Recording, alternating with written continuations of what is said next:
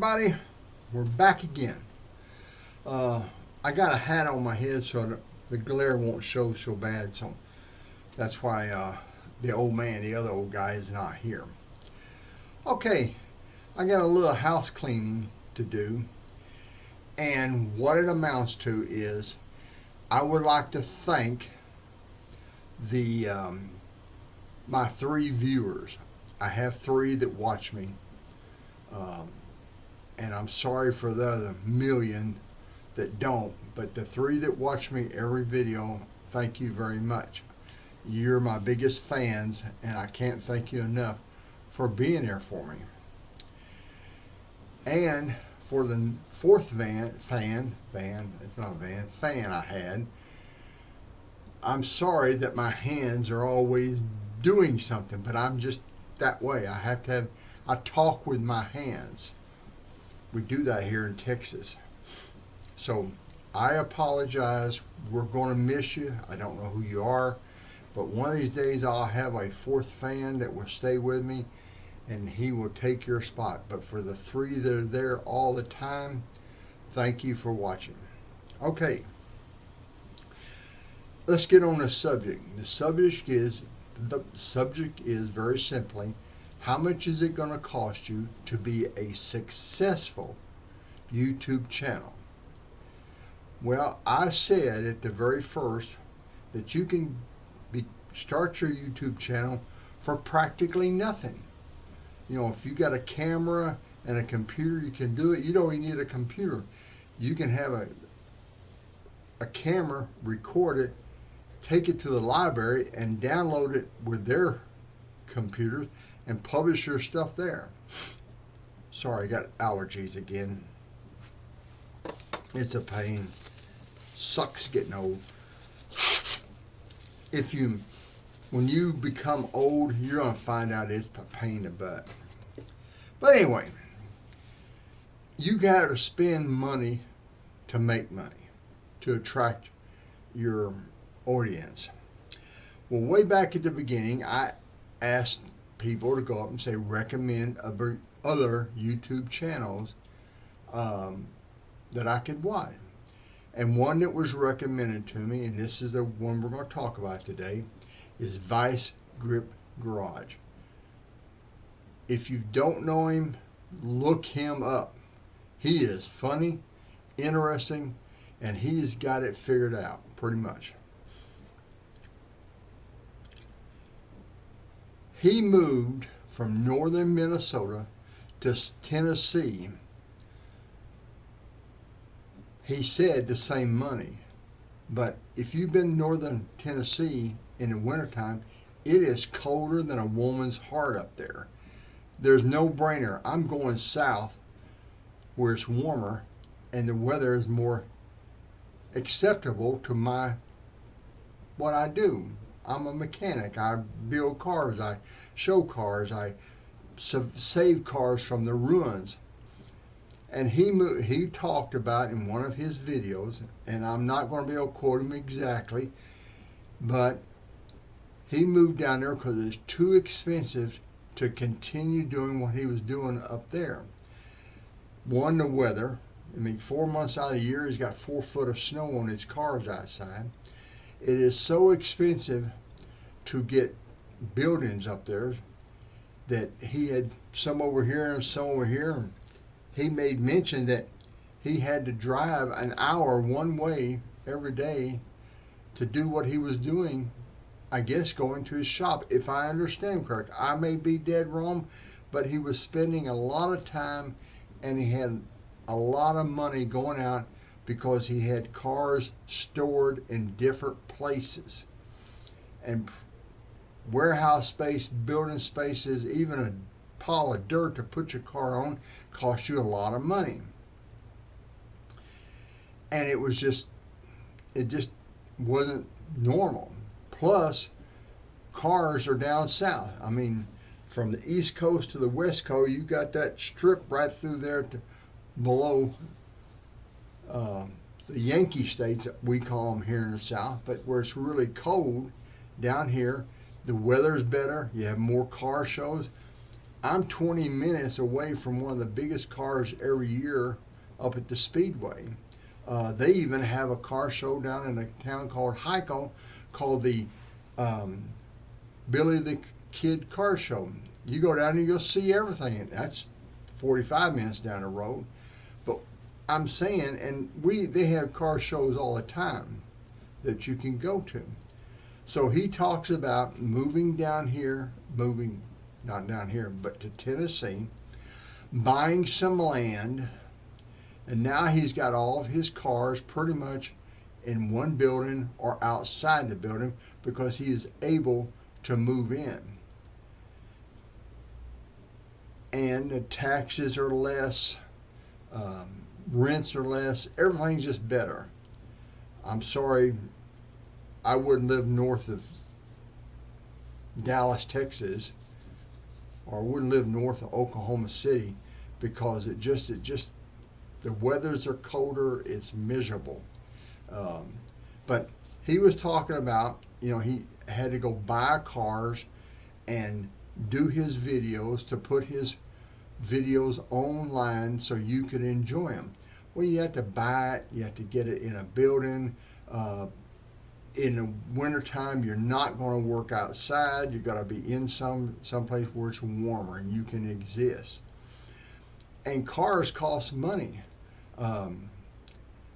I even thought about, I want to buy a car for just playing around in. I'm looking for something like an Isuzu Samurai, something like 4-wheel drive, small. Might shove it in my garage and go mess with it. Maybe and shoot some videos on. But you have to spend that money. If you don't spend the money and have someplace where people can see you, and yeah, some of these people do receive parts or get big discounts on parts, but you at the beginning, just like myself, I got a green screen now. I'll spend a little money on it. Most of the stuff I'm using I already had, but if you're going to work on cars, you're going to have to buy something, work on it. You're going to have to buy the parts to fix it. You're going to have a building to work in. You're going to have the tools, because nobody's going to sponsor you at first unless you're a big name anyway.